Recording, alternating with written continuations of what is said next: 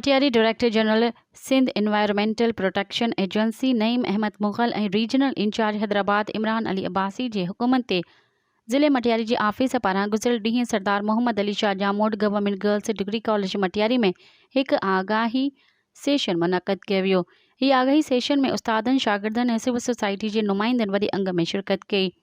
इन मौक़े ते ज़िले मटियारी जे इंचार्ज कुतुबुद्दीन दर्स सिंध ख़ासि करे मटियारी ज़िले में वधंदड़ माहौलियाती आलूदगीअ जे सबबनि ते रोशनी विधी।